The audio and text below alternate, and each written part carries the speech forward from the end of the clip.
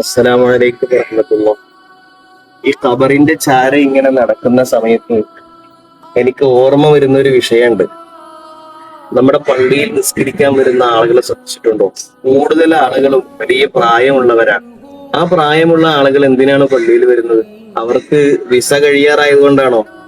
അല്ല, അതിനൊരു പ്രത്യേകതയുണ്ട്. ആ പാവം പിടിച്ച ആളുകളുടെ മനസ്സിലുള്ള ഈമാനിന്റെ ദൃഢതയാണ് അവരെ പള്ളിയിലേക്ക് കൊണ്ടുവരുന്നത്. അല്ലെങ്കിൽ വളരെ കുറഞ്ഞ സമയം ദുനിയാവിൽ ജീവിക്കുകയുള്ളൂ എന്നുള്ള ആ ഒരു വിഷയമല്ല അവരുടെ മനസ്സിലുള്ളത്.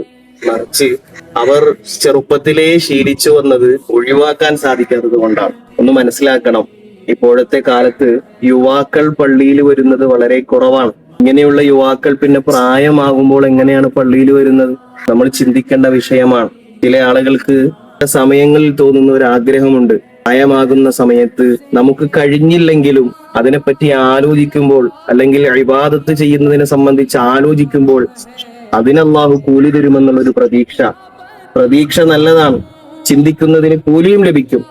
പക്ഷേ മനസ്സിലാക്കേണ്ട വിഷയം, യുവത്വ കാലത്ത് കൃത്യമായ നിലക്ക് ശരീരം അനങ്ങി ഇബാദത്ത് ചെയ്യുന്നവർക്കാണ് അവരുടെ നീയത്ത് കൊണ്ട് അവർക്ക് കൂടുതൽ പ്രതിഫലം ലഭിക്കുന്നത്.